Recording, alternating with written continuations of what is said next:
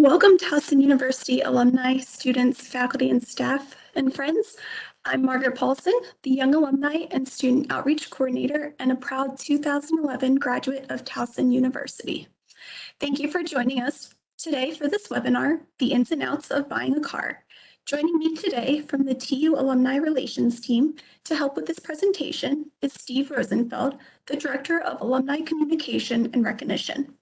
Today, we have alumni from 1965 to 2020 joining us from 5 different states, including Colorado, Delaware, Florida, Maryland, and Pennsylvania. Before I introduce today's guest, I want to share a few housekeeping notes. This session will be recorded and will be shared with all event registrants when it is finalized. Please bear with us. It will take a little bit of time to get the recording closed captioned and added to our YouTube channel, but we will share the recording once it is finished. If you have any questions, please use the chat function in your window and direct your questions to everyone so that we can all see your questions. We will be monitoring those questions throughout the session, and we will also have time for questions at the end of the presentation. I'd like to now introduce Jason Goldsmith. Jason is a 1997 graduate and the CEO, chairman, and co-founder of CarChex, a consumer-focused, industry-leading reseller of vehicle protection plans and other automotive protection products. He has over 20 years of experience as the CEO of internet-related and technology-focused businesses and was the recipient of Towson University's Alumni Association Dean's Recognition Award for the College of Liberal Arts in 2016. Jason, thanks so much for being here with us today.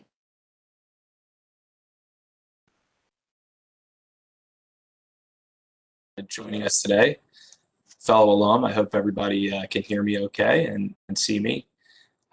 We're going to get started here in just a second, but I want this to be an interactive opportunity for everybody to ask questions. You can do that in the comments section in the chat window, and Margaret will get to those questions for me and help guide those at the end. But I'm going to cover kind of an overview of how to buy a car, and not just how to buy a car, but the ownership experience and some of the choices that you might want to make along the way.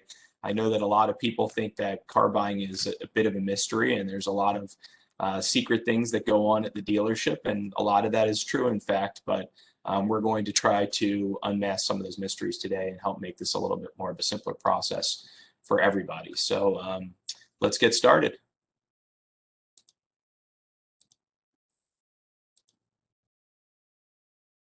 All right, hopefully everybody can see my screen here.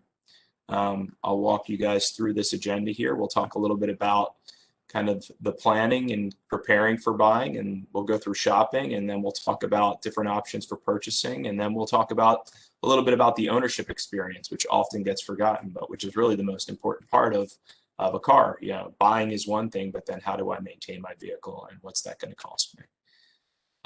So here's the thing, right? The first thing you're going to ask yourself when you're buying a vehicle is, what's important to you? So, for example, I recently was in the market for a new pickup truck. I had a 2019 Ram 1500, which I loved, but I did a 2-year lease. And again, we'll talk a little bit about why leasing and buying and the choices that you might make there. But ultimately, I needed to, for this new truck, I needed more tow capacity because I knew I wanted to take my family this summer on basically traveling the country in an Airstream, which means that I needed to have significant towing capacity, and the F-150 makes a hybrid. And there's another choice, whether you're going to make hybrid or not. Well, we can dive into that a little bit too, but just know that the internal combustion engine is essentially dead or dying, whether you like it or not, and tailpipes are essentially an artifact of extinction. So, but ultimately, you got to figure out what's right for you, what's important, safety, and you're going to obviously consider costs and all those things. You can do your research online, and we'll get into kind of some of the places to research in just a second too. Obviously, if safety is important to you, though, you need to recognize that you might need to go up a level in vehicle. Some of the lower end vehicles have less safety features, seems pretty obvious, and some of the higher end vehicles are going to have more options like lane departure sensors and things like that. ultimately, a lot of the new vehicles, whether they're in the like a lower basic class of vehicle or your higher luxury vehicles, come with a lot of these safety features too, or at least are options. So you can look into that. So then you really want to decide, okay, what features do I need and what features do I want, right? And that's going to help you kind of figure out price. I know there's a bullet point here on brand loyalty, and brand loyalty for me is not that important. I think that what's most important, right, is that, I mean, cars are so competitive today. So who's giving you the best price? Who's giving you the best options? Who's giving you the best features? And I will talk a little bit about quality so you can think about what brands have the best quality and what that might mean for you for cost of ownership. And then as you kind of go into kind of what's best for you in new versus used, then you have to decide again, costs and maintenance, right? A new car, you're going to be covered on your manufacturer's warranty. That's a good thing, right? But if you want to save money, buying a car that's 2 years old or 3 years old might be your sweet spot. And then you might want to get an extended warranty as you're coming out of factory. And we'll go into that too in just a minute. And so, of course, as we think about buying a car, budgeting and how we're going to pay for that vehicle is important. But budgeting is obviously going to be important. But what often gets overlooked is, what's it going to cost me, again, to own this vehicle for the duration? How long am I going to be owning it? Because the real expense of a vehicle, and all vehicles break at some point, is what's it going to cost for me to maintain and repair? And it's not just the items that break, it's your regular maintenance items. How much are my tires going to cost? What's the fuel economy? And you consider these things, and you may consider them based on what's going on in the market. A lot of people believe that fuel prices are going up. That may drive people, again, to cars that get better gas mileage, looking for hybrids, or looking for total electric vehicles. So we can dive into that if you have questions about that too. So if we talk about where should I buy a car, and this is a question that I get all the time. If you think about where's the best place to buy, or how do I buy, or how do I get the best deal, I love, if I'm buying a new car, starting with TrueCar.com. And the reason is they do exactly what I'm going to describe as the best way to ultimately buy a car. Competition for you is going to lead to the best price, likely the best experience, but ultimately that's how you keep dealers honest. And so TrueCar kind of shortcuts what I will typically do, and I'll describe that second, but TrueCar will allow, if you just go there, you tell them what car you want, what features you want, they're going to give you multiple dealers, and they're going to give you a price for that car, and then you can go and negotiate with each one of those dealers further on that price. So it starts with dealers that are close to you. They're all going to kind of compete if they have the vehicle available, and that's how you get them to stay honest. Now, what I do, and this is whether I'm using TrueCar or not, I don't visit the dealership. It's not, the second you walk into the dealership, the idea is to trap you there. We've all had that experience, right? I mean, they try to keep you there as long as they can. There's lots of reasons for that, and that's been the same model since the 1950s. That hasn't changed in dealerships. But consumers have a tremendous advantage right now because of all the information that we have available to us on the internet and as we research. So the key here is to call the dealer, tell them that you're interested in the vehicle, ask them for their best price, make sure you get everything in writing, tell them that you want, you can ask them for a purchase order, have everything written up, make sure that it's real, that you're not going to walk in and they're going to give you some bait and switch, and negotiate, go back and forth to the dealers. You can do it, as many times as you like. It usually doesn't take more than 2 phone calls for each dealer to get your best price. You may want to consider, though, as a factor, price may not be the only thing. I'm servicing at this particular dealer that's closest to me. Their prices in the ballpark, well, maybe I should go with them because I know they're going to give me a better experience if I buy and service from them. But that is the key. The key is making sure that you create competition for these dealers. That's what keeps them honest. You're going to see one other thing I should mention here. Though on the internet, you're going to see these internet prices. Those are generally not the real prices that you're going to get. They include discounts that aren't going to apply to you, like every single discount they could apply. So that means you have to be a senior, a veteran, this, that, the other. All those things have to be something that you are together, which you're not going to qualify for every single discount. So shopping is the best thing to do. It's still the best way to keep dealers honest. And my recommendation is stay out of the dealership until you're ready to buy. You may want to let them know when you're on the phone. You let them know, I'm interested in buying. I'm making a decision in the next 2 days, next week. but I'm looking to get the best deal. It's going to make things a lot easier for you, and you're going to have a much better experience. This is one of the questions that I get all the time, which is, when is the best time to buy? The best time to buy is always, in general, is always at the end of the month. Just like any sales job that you may have had in the past, or folks that you know that sell, everybody's looking at their numbers on a monthly basis. So when they need to move units and they need to hit their goals, you're going to get a better deal at the end of the month. Now, there's exceptions to this. The exceptions are if there's particular incentives that the factory is offering at any given time. You may want to check those. You're going to be able to see those on lots of websites online. Again, I'll give you some just a minute of places that are good to shop, but just a few that come to mind. Kelley Blue Book is a good website for that. You can look on Auto Trader also has some good resources for that. Edmunds.com, good resources for that. So again, we'll come back to that in just a minute, but that's ultimately what you want to be thinking about. And then we talked about, how do I know I'm getting the best deal? The way to get the best deal, again, shopping. And I'll answer any other questions that you guys might have about that as we move forward here. So this is the key when you're thinking about dealer. How do I use a dealer website? The main thing to use them for is just making sure you're looking at the most current opportunities in terms of inventory, right? When I already explained how you do the price shopping, what you do for dealers. Generally ignore the prices online. They can be a guide for you, but they're not necessarily going to be the price that you get. So let's jump into financing and leasing, and let's talk a little bit about what's a good option and when. So financing is a good option for when you're going to be keeping the vehicle for a long time, or if you're driving a ton of miles each year. If you're somebody who, my wife's a realtor, so leasing is really not an option for her because she's traveling all over all the time, and even a high mileage lease probably wouldn't work. So buying a vehicle kind of makes sense. The other thing that I look for in buying a vehicle is, what are they offering in terms of financing?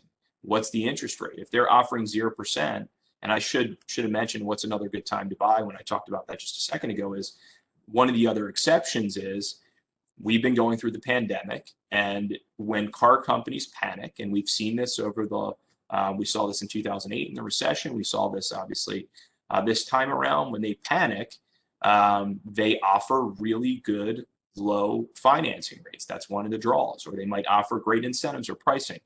That's another trigger. So if you can afford it during a difficult time, you're generally going to get a good deal. If you remember back in 2008, there was the employee pricing.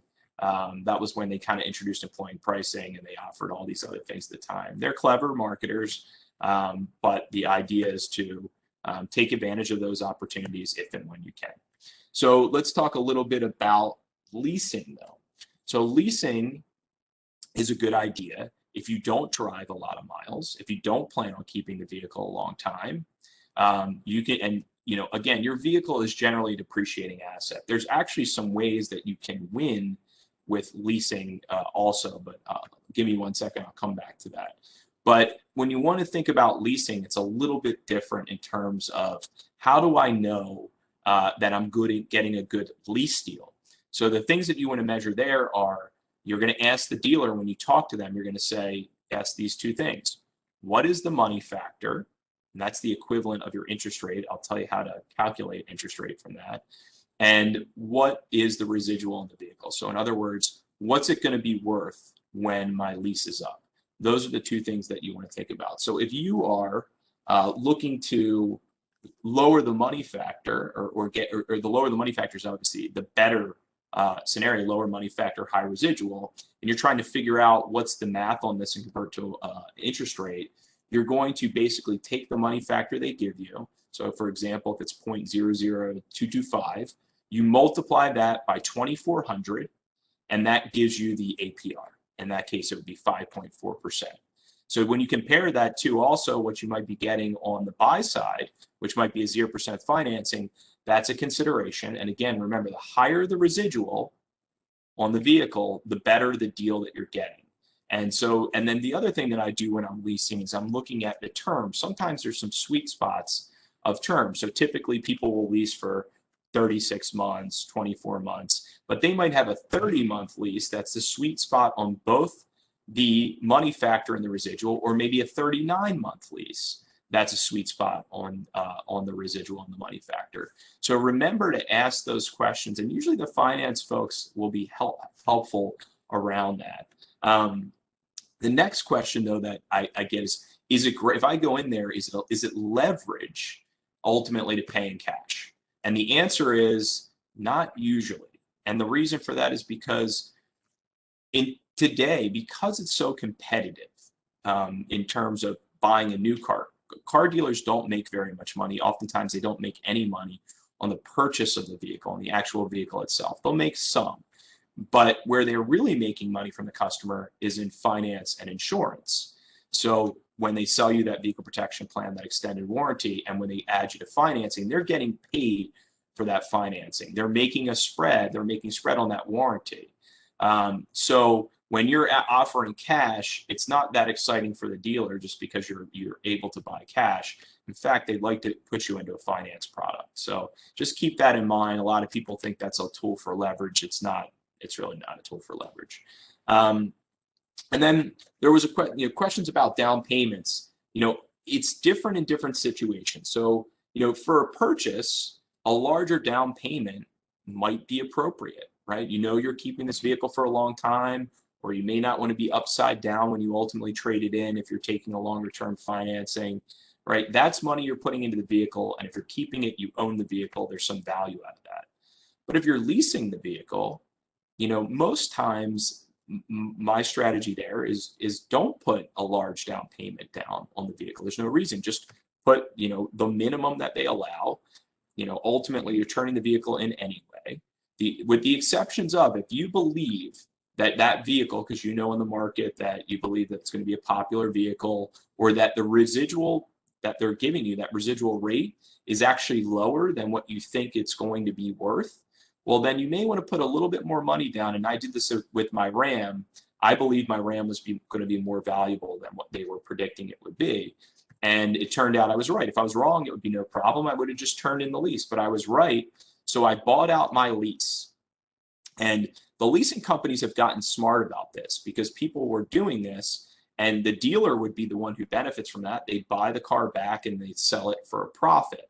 So, and they do this in one transaction. So you go to the dealership, you were not laying out any money, you trade it for a higher amount than what you owe on it, and you're going to make the spread. But some leasing companies have gotten smart about this. They want to make the money. They want to take the car back because the used car market is very hot. And so what they do is they force you to buy the vehicle. Not everybody may be able to do that. So, but if you buy the vehicle, in my case, I was able to make $5,000 on a vehicle that I leased when I just did a trade. So just think about that in terms of what your strategy might be, and get happy to answer any questions about that when they come up. And then on trade-ins, this is a question I get all the time. How do I sell my car? Trade-ins, what's the best way? But as you think about value for your trade-in, this is what I do.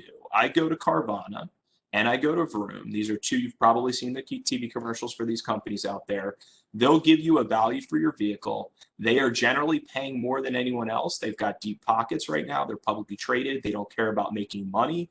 Those are all good things for the consumer. So they're generally going to give you your highest price right now. You take that, and that's that price that you're giving in writing, and you can take that to your local dealer if you want to do your trade at the same time you make your purchase. Again, everything in car buying is about competition, making sure that you create the leverage. This is just another way to do that. All right, let's move on to buying a used car. All right. So buying a used car, in my opinion, sorry, did I go? Where did I go? Where should I buy? In my opinion, the best way to buy is still private party. It's a little bit more aggravation. You're going to have to use a third-party financing option. So you might go to somebody like a PenFed. PenFed.org is a great one. They have it's a credit union, or Lightstream if you have good credit as well. Both of those are good credit options with low rates. They also have their own buying services that are actually linked to TrueCar. But if I was looking for a used car, I'd start with Car Gurus or Auto Trader or even Carfax. Carfax, every one of their cars that's listed comes with a Carfax report, so you can already see the history of that vehicle, and that's helpful in some ways, particularly with buying used. One other thing that I'd add here that's not on it is if you are going to buy a used vehicle, I'd get that vehicle inspected. It's something that we offer here at CarChecks. There's another company called Lemon Squad. We can inspect a vehicle anywhere in the country for an average of about $150. We can send a professional to the vehicle and inspect it. Now, the thing is, the reason why I like to do this, I'll do it if it's across the street, but when you're buying a used car, it's much more difficult to find exactly the options you want, the color you want, at the time that somebody's ready, now ready to sell it, versus a new car where there's lots of options or you could order it. So it changes the dynamics of competition, but it also, the way that I expand that pool of options is I've bought many used cars, and again, 2 to 3 years old is the sweet spot around buying used. You've still got a car that's, may have some warranty left on it, some factory warranty. It's in good shape. You're going to buy that car. Most of the depreciation hit has already happened. That's why it's a good time to buy. But by expanding the pool nationally and using websites, shipping cars is actually relatively inexpensive. You can save plenty of money if you can find the car that might be in Texas, where it's not here in Maryland or wherever you may be located around the country. You could have somebody, a third party, come inspect it. So the tips would be, make sure you have a Carfax report. Okay, Carfax looks good. Next step is, let's get this car inspected, and then you ultimately can go ahead and make a purchase. And there's options for shipping where the dealer probably has an option, but there's lots of options for shipping online. And if you have any questions about shipping, I can answer those later. So next question was, how would I know I'm getting the best deal on a used car? And again, there's good websites out there for this, whether it's Kelley Blue Book, whether it's Edmunds. TrueCar does this also. Just look on the internet, whether you're looking at Car Gurus. Car Gurus has a great feature. They give you whether when you're looking at a vehicle, they'll actually tell you, compared to the market, is this a fair price, a good price, or is it above market? Or I forget the levels that they use, but ultimately you can see there what they're making a market assessment based on all the sales that they've seen. And if you put all these pieces together, you're going to be able to tell if you're paying the appropriate price for a vehicle or not. Now, keep this in mind about buying a vehicle that's used. It is supply and demand.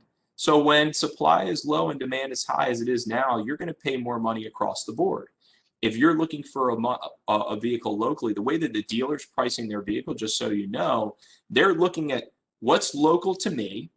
If I've got a used vehicle with similar options, right, and the price may be high to you, and maybe it's higher than it was a month ago, but they say, I'm the lowest priced one in the market. Well, they go, I'm priced right because I'm still the lowest price, and that's going to attract, ultimately, they know that's going to attract buyers in that market. Again, these are some helpful websites that we listed here. These are all good places to shop for a used car rather. And there's others out there, but these are the ones that I like to use when I'm shopping. And the good thing about all of these, particularly Car Gurus and Auto Trader, Cars.com also, they have a lot of private party sellers. Why are private party sellers, again, the best place to buy? Because, and this is I'll tell you one other little trick that I've learned. Private party sellers oftentimes don't take good photos. So if you can look past the photos and you understand, oh, wow, this is a good car, I'm going to go visit it, or I'm going to get an inspector to visit it for me, you can really find some good deals. People really overlook a lot of the private party stuff.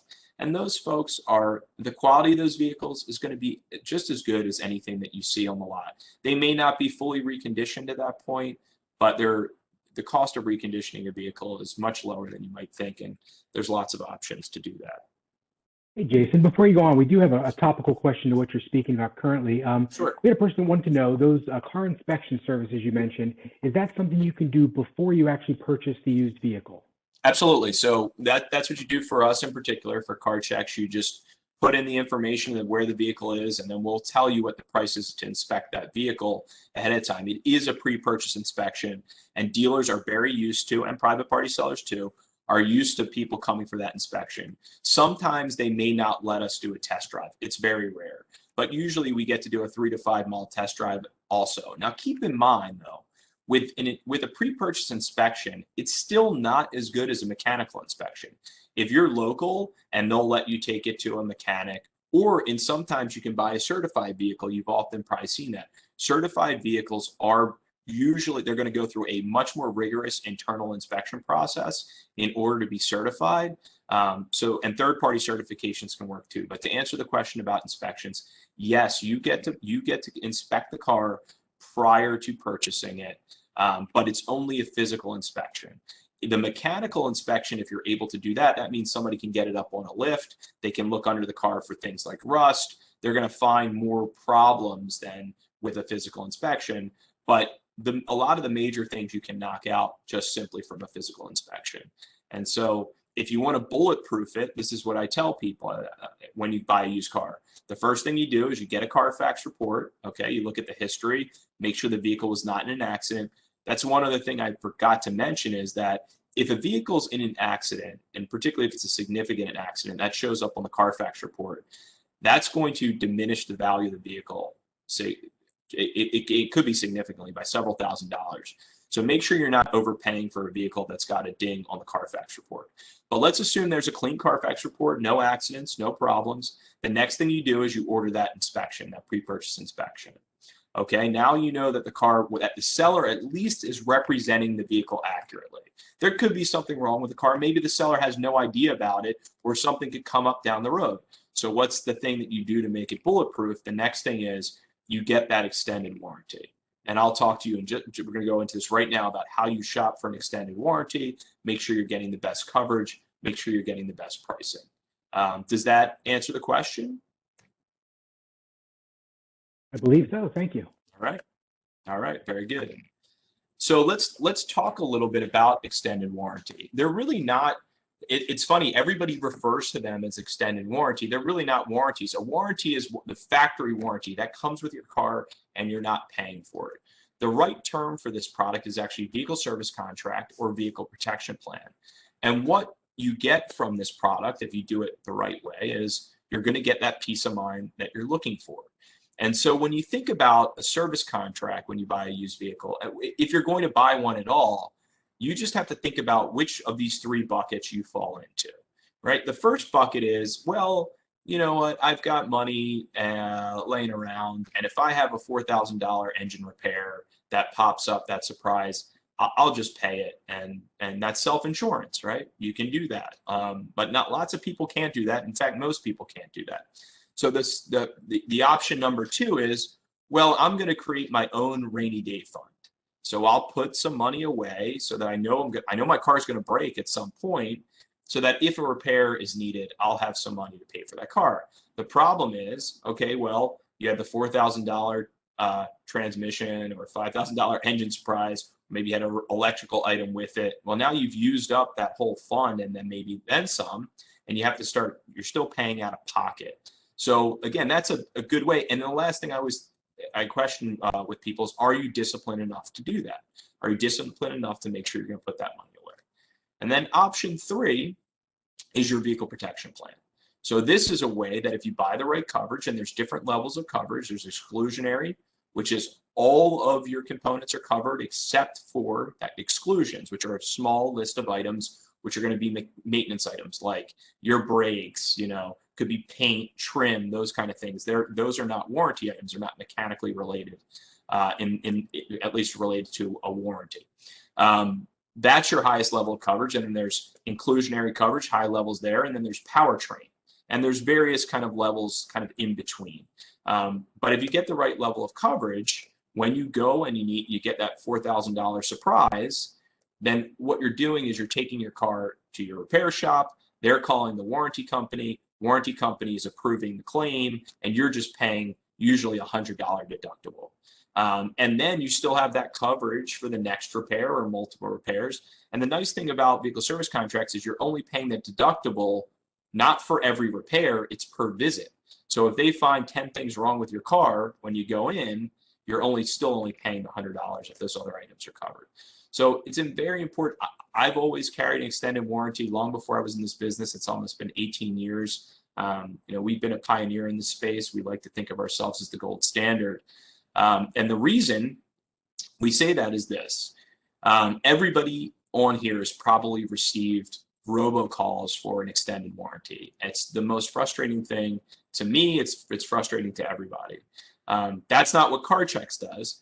We work with companies like Carfax is a partner, Edmunds is a partner. We work with car dealers, and we work with Auto Trader. All those companies that we brought up are partners of ours, where we sell product into their customers through a really great consultative experience. And that's what you want. You want someone who is going to give you an education as you go along, who's going to explain the product levels to you. And what we do is we offer the highest level of coverages at the most competitive price. We already have a compete model built in with our admins, with the top admins, administrators in space, to make sure you get the best deal. But you can still go shop at other places. My advice to you, though, is that anybody who's twisting your arm to buy or putting any pressure on you to buy is not a good company to work with, right? Of course, companies are in the business of selling products. They're going to try to sell you a product. That's part of their job, but they should be doing that in a consultative way.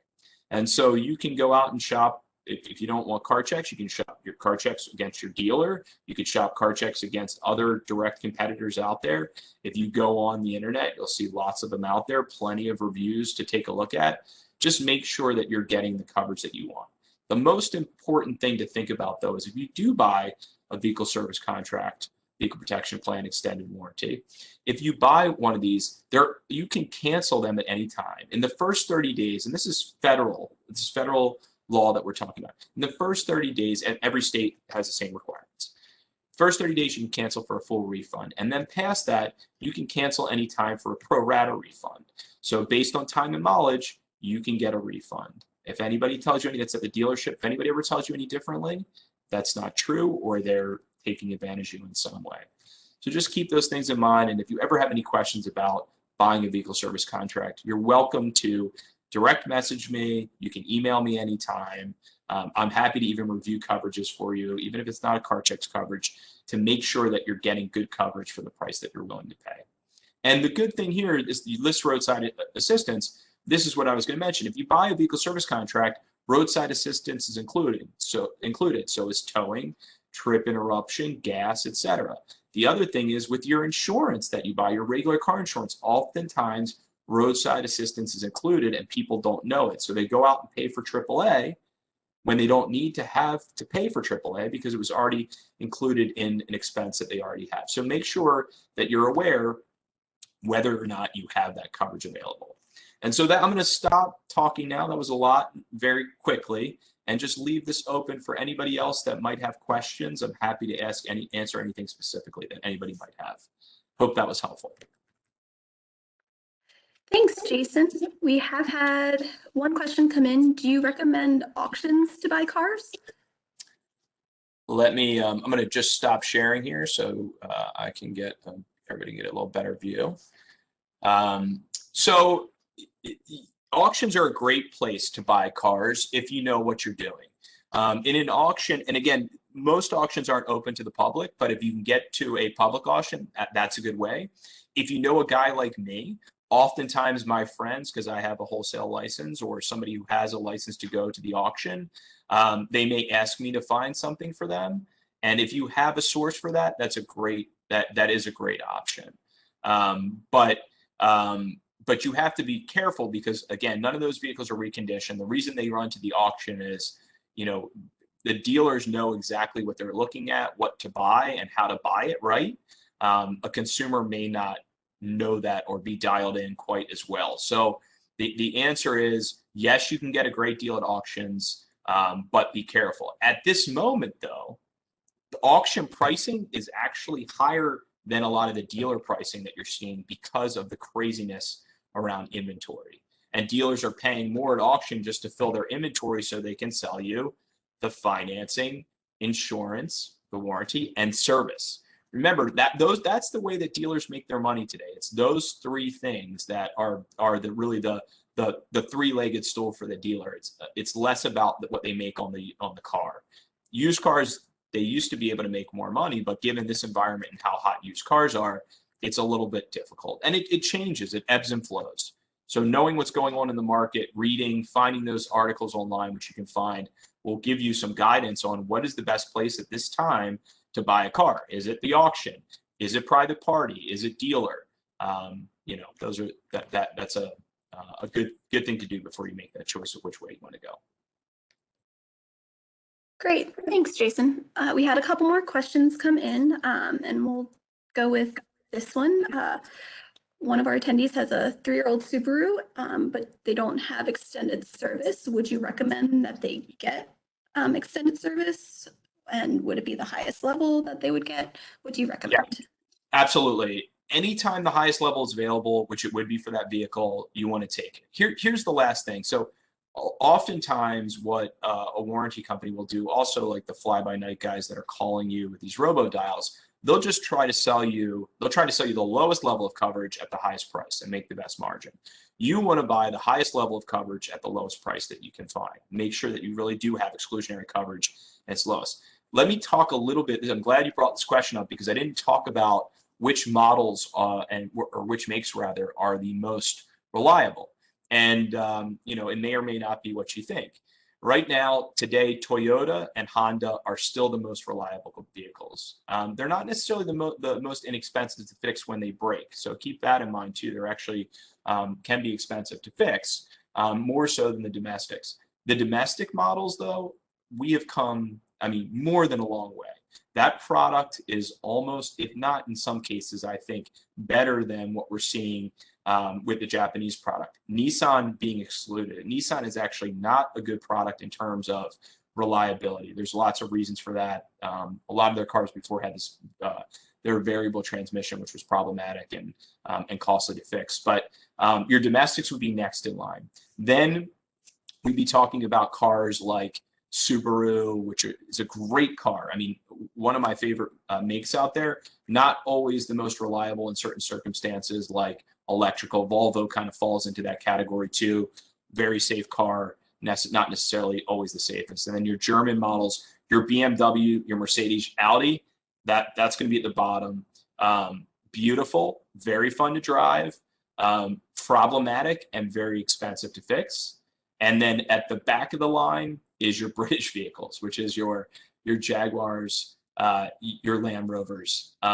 Total nightmare on maintenance. My advice there is don't own those vehicles outside of factory warranty. So leasing them is a great idea while they're under warranty. They offer a little longer warranty, 4-year, 50,000 mile typically with those vehicles.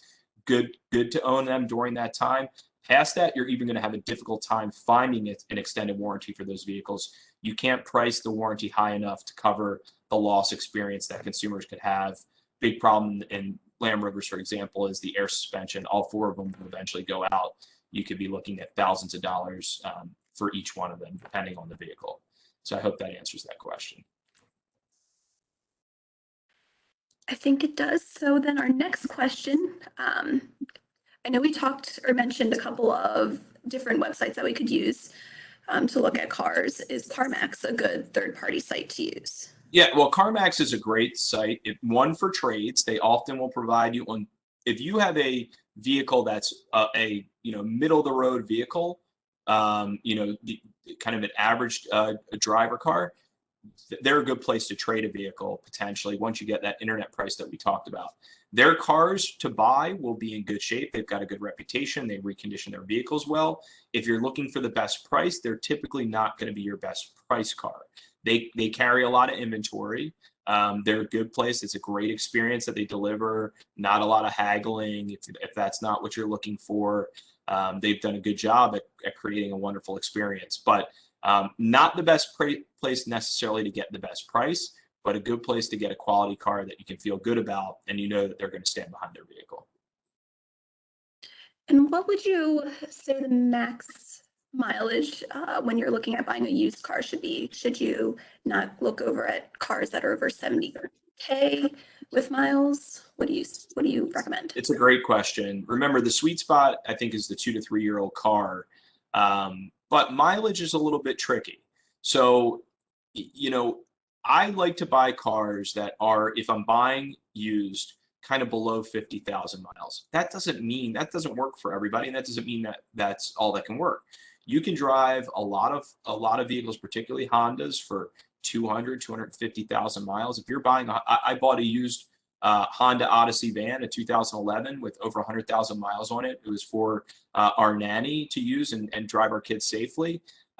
Great car, no issues with it. You need to know what the repair expenses will be. I think at 105,000 miles or 110,000 miles, they recommended timing changing, which I know is going to be $1,000 in that car. The way it's done, it's going to be a $1,100 repair or something to that effect.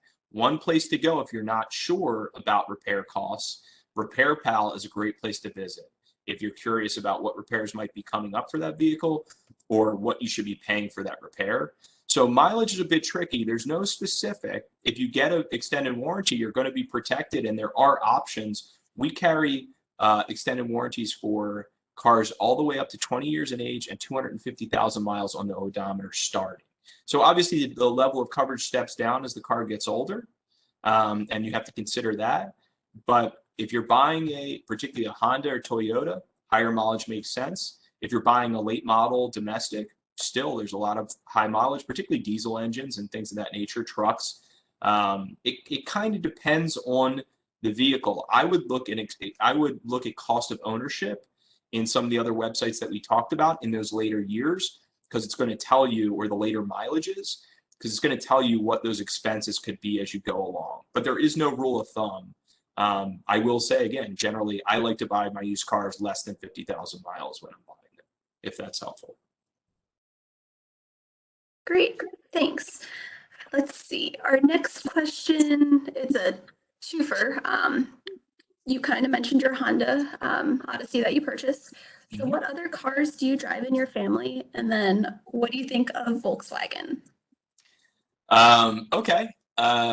In my family, I buy a lot of domestic for the reason I think domestic is by far the most value you can get. It's and generally the most inexpensive to maintain as well. So my wife drives a full-size Suburban, which I bought used from a private seller off of Car Gurus. Bad photos, and I got a phenomenal deal. I got the car for less money than I could have paid getting it at the auction. So I was excited about that. I just traded in my Ram 1500 truck, as we mentioned, and I'm moving into a hybrid vehicle, both for towing and fuel efficiency. So I'm getting an F-150 hybrid, will be my daily driver. My fun car is a 1987 BMW, the E30 model, but it's got what's called an S52 motor in it, which is the motor from a 96 M3. So that's my fun weekend car. It's inexpensive to maintain. I just put new tires on it. Only cost me $60 a piece for the tires. So I think about those things even when I'm thinking about what do I want to own in an older car? How expensive is it going to be maintained? The cars from the 80s, when you're thinking about a fun car to drive, there's not a lot of computer and electronic equipment in there. Those are cars that still can be fixed easily by virtually anybody.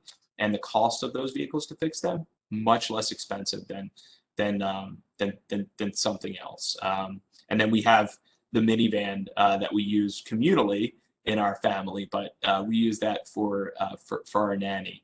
And now the question was about Volkswagens. I love Volkswagens. I think they're great cars in terms of fun to drive. It's funny that I've had conversations with Volkswagen directly because we actually put out data to the websites that we're talking about in terms of reliability, and we rate Volkswagen pretty poorly. Again, German car, lots of problems, brakes, breakdowns. They've gotten better over the last couple of years for sure. No question. A lot of people really love their diesel products, but they are tremendously fun to drive. The GTI has always been one of my favorite cars. They again, German fun, but generally come with the same problems that you're going to see from most German vehicles. Great. And we have a question about hybrids. So I'm glad you mentioned that you just purchased a hybrid. One of our attendees is thinking about buying one, and they asked, "What do you have a recommendation, and what about a Hyundai?" Hyundai builds a great product. I didn't mention that. I meant to mention the Korean products on par with our domestic product here. I think when you're thinking about a hybrid, I think it depends on what your need is. You know, you start getting limited when you need a third row seat. I like the Highlander in that class. It just depends on what your needs are. My advice to anybody is if you're buying a new vehicle now, you should not buy an internal combustion engine vehicle. It should be a hybrid or a full electric at this point. I mean, this is where it's not that we're headed there. This is where we are. This is where we're going.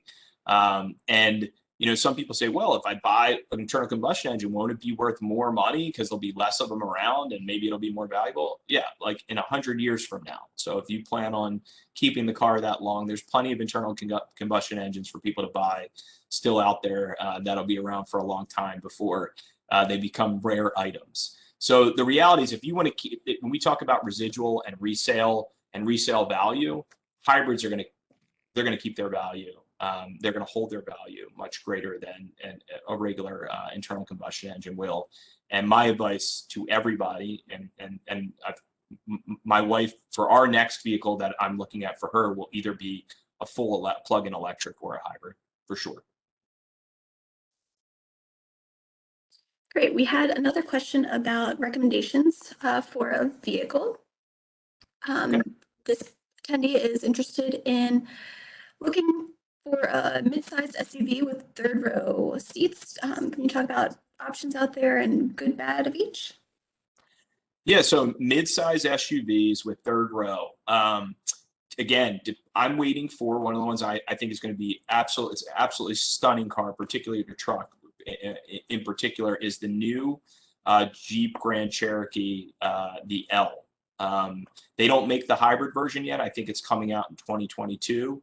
The regular version is really nice. I'm waiting for the hybrid, but absolutely stunning vehicle. Again, the Highlander is a great vehicle in that class.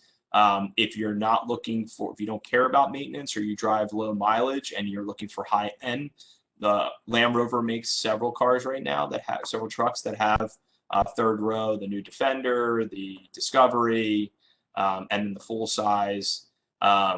Mercedes has a good option. Again, not reliable, but beautiful car. Same thing in BMW. I think it gets complicated just as a general question. What should I buy? You know, if it were me in that particular class, there's probably three things I would be looking at. The hybrid Pacifica van loaded is absolutely gorgeous. The Toyota Highlander or the Jeep Grand Cherokee L are the three third rows. Oh, I would say one other, if you smaller, is the Volvo XC90 is a great vehicle, and it's very safe, great technology, absolutely beautiful, and they do make a hybrid version of that vehicle. Hope that's helpful. Great. And then we have a question about tires and costs, which you had mentioned earlier. Is it better to order from a vendor like Tires Direct and ship the tires to your mechanic, or to go directly to Goodyear or that type of vendor to save money? It all depends on the time. You can get good tire deals going direct, or if you want to use somebody like Tire Rack, and if you have somebody that can install them and balance them inexpensively, that really comes down to timing. You can win either way.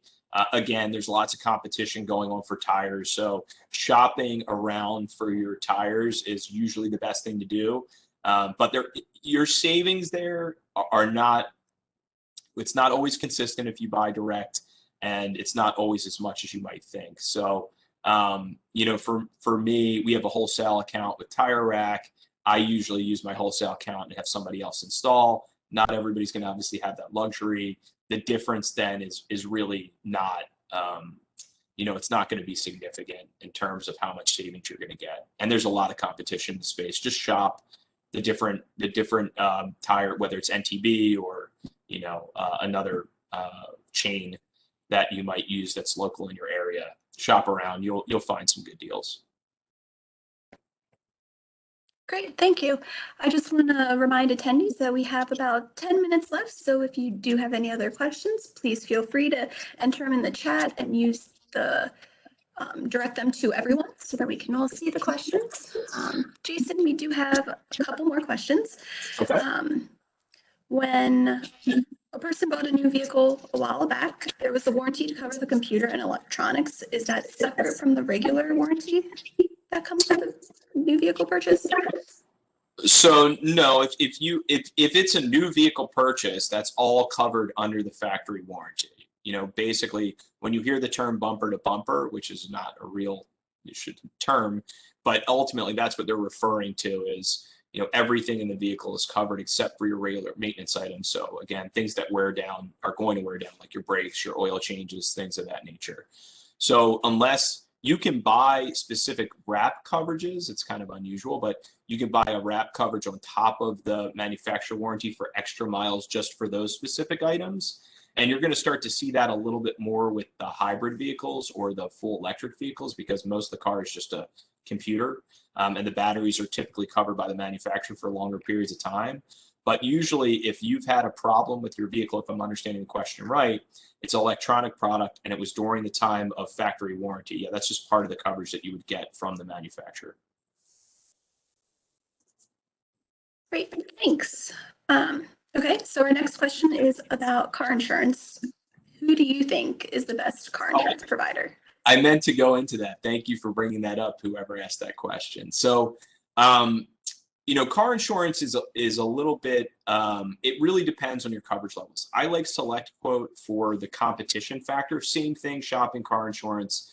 SelectQuote will help you shop. You've probably seen their commercials, and they will help you save some money. Local agent can do the same thing if you have a good agent that doesn't just represent one carrier. I don't like to work with people that are only representing one carrier. You're not likely to get the best deal. But you also have to think about, what do I want in terms of coverage? I carry either Chubb or Nationwide now has a product called Nationwide Private Client. And the reason I do that is because I don't want any aggravation with my insurance claims, much like what I would want from my extended warranty coverage.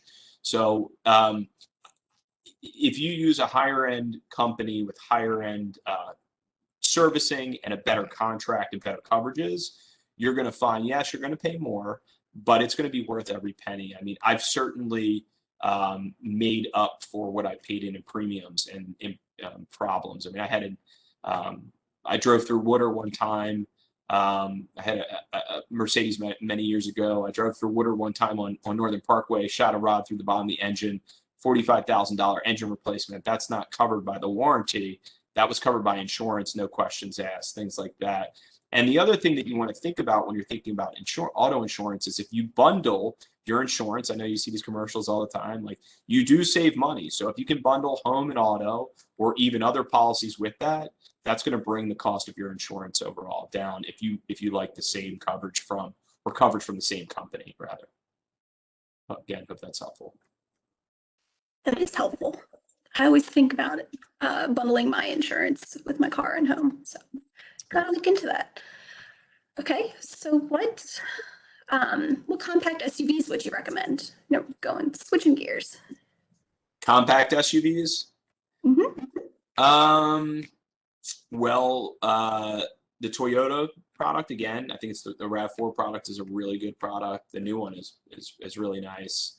What else do I like in that segment? I've always liked the Jeep. I mean, again, not quite an SUV, but it's in the category. The four-door Jeep, in particular, is really fun car. Actually, pretty reliable. Not the greatest ride for a daily driver. The current Grand Cherokee model is a good choice. That might be maybe a little bit larger than you want, but it's a pretty very reliable vehicle. And they've been making it for many years. The drawback to that one is they've got a new model year coming out, or new body stock coming out the next model year for that one. Let's see, what else do I like in the compact category? The Hyundai products are great, like Hyundai or Kia. Really good product, great pricing. You know, there's a stigma around there used to be around Hyundais and Kias many years ago. They're as good as anything else out there. So those are products that I definitely look at. The Honda CR-V is another good one.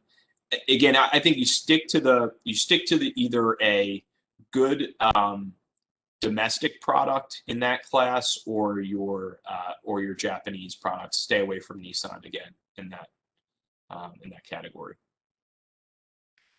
Okay, and along the lines of Honda and those sizes, what do you think of the Honda Pilot? Great truck. I mean, I know everybody I know who has a Pilot loves it, and we talk about brand loyalty. I mean, that's one of the brands that has great loyalty. One of the nice things, if you are loyal to a brand and you keep going back to the same dealer, they are likely to take good care of you and make sure you get a good deal. They can also give you, the friends and family, what. So it just depends, because some dealers will take, a bad dealer will take advantage of you. That's just what they do. But going back to the original question, great truck, great SUV, really, really good, incredible quality. And most people I know who buy Pilots continue to buy them over and over again. So that usually tells you that you've got a nice, happy customer, obviously. Well, it doesn't look like we have any more questions. So Jason, thank you again for joining us and leading us through this process. I know buying a vehicle can feel overwhelming and sometimes we don't know where to start, but you definitely helped to make the process seem much more achievable by breaking down the steps and going through the process with us.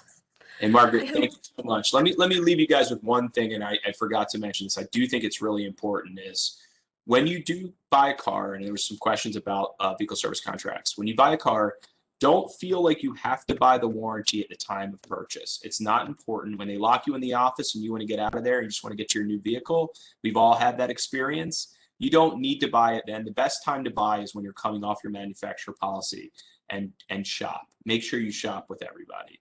And I'll leave you guys with that. And thanks. This was fun today. I hope everybody got some good tips. And if you need anything else, please feel free to email me or DM me anytime. I'm very responsive. I'll make sure I get to you.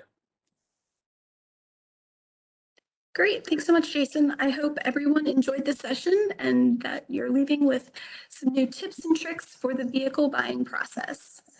So I'd like to ask our guests today to mark their calendars for April 21st. On this date, Tigers around the world will celebrate TU through our third annual TU Big Give.